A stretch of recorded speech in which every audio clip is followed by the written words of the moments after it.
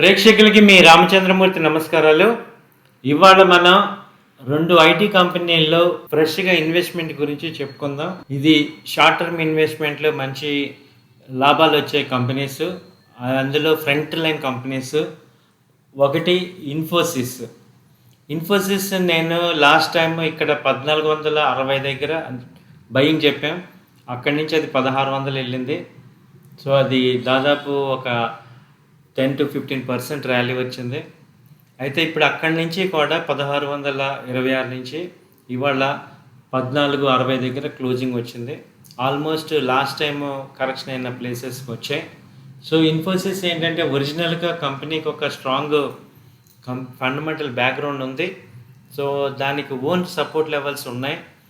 So ఇదేంటంటే due to temporary impact అవటం వల్ల ఫండమెంటల్గా టెంపరీ ఎకానమీస్ వల్ల ఇదే రేంజ్లో మళ్ళీ వచ్చింది. కాబట్టి ఇక్కడ చార్ట్స్ అన్నీ కూడా మనకి డౌన్ ట్రెండ్ చూపించాక ఇక్కడ స్టాకిస్టిక్స్ ఆర్ఎస్ఏ వచ్చి ఇక్కడ ఓవర్సోల్ జోన్లో చూపిస్తుంది. అంటే ఇది మనకి బయింగ్ చేసుకోవడానికి మంచి అవకాశం ఉంది. అలాగే హిస్టోగ్రామ్ కూడా బాగా డౌన్ ట్రెండ్ చూపించింది. ఇవాళ దాదాపు 60-70 పాయింట్లు లో వచ్చింది. ఇది ఇప్పుడు ఏంటంటే మనకి బయింగ్ చేసుకోవడానికి మంచి అవకాశాలు కనపడుతున్నాయి చార్ట్స్ పరంగా. అలాగే ATR 2 దగ్గర ఉంది. హిస్టోగ్రామ్స్ కూడా నెక్స్ట్ రేపు పాజిటివ్కి వచ్చే అవకాశాలు ఉన్నాయి. So last time support levels తీసుకుంటే మనకి 1440 నుంచి 1420 మధ్యలో సపోర్ట్ ఉంది. సో ఇది 1420 నుంచి 1400 మధ్యలో మంచి ఫ్రెష్ బయింగ్ చేసుకోవడానికి మంచి అవకాశం ఉంది. సో ఇది ఇన్వెస్ట్మెంట్ ఫర్ అట్లీస్ట్ 2 months మీరు హార్జన్ తీసుకుంటే ఇది మళ్ళీ 1600 వచ్చే అవకాశాలు కనపడుతున్నాయి. సో ఇది ఇన్ఫోసిస్ అనేది మనకి front line one of the leading company IT కంపెనీస్లో second largest company in India. So ఫండమెంటల్గా మీకు దాని గురించి అందరికీ తెలిసిన కంపెనీసే. అయితే టెక్నికల్గా ఇది ఎంట్రీ పాయింట్లో మనకి ఇప్పుడు మంచి అవకాశాలు కనపడుతున్నాయి.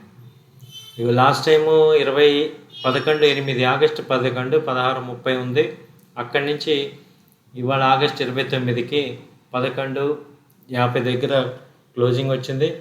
1460 దగ్గర క్లోజింగ్ వచ్చింది. అంటే దాదాపు 200 పాయింట్లు డౌన్ అయింది. అయితే ఇంకా కొంచెం కూడా డౌన్ అయ్యే అవకాశాలు ఉంది. ఇవాళ లో ఇది 1420 నుంచి 1430 మధ్యలో బయింగ్ ఎంట్రీ చేసుకోండి. మళ్ళీ 1370 ఆ ఎంట్రీలో మళ్ళీ రీఇన్వెస్ట్మెంట్ చేసుకోండి. 1370 లాస్ట్ టైం లోయెస్ట్ లో 1370 అక్కడ మీరు మళ్ళీ రీఇన్వెస్ట్మెంట్ చేసుకోండి.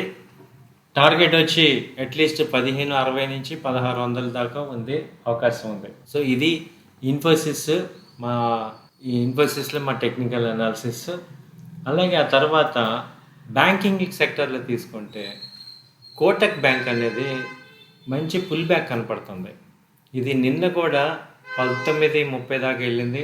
అలాగే అటు మొన్న వచ్చి 1940. ఇది ఆల్ టైమ్ హై వచ్చి 1980 లాస్ట్ టైం వచ్చింది. అలాగే ఇప్పుడు ఈ RBI ఏదైనా వడ్డీ రేట్లు పెంచినప్పుడు బ్యాంకింగ్ సెక్టర్కే మంచి బెనిఫిట్ ఉంది.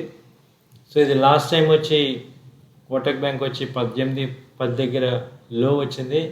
అక్కడి నుంచి 10% పెరిగింది. సో ఇప్పుడు కూడా ఏంటంటే ఇది పుల్ బ్యాక్ మార్కెట్స్ డౌన్ అవటం వల్ల వెనక్కి వస్తుంది.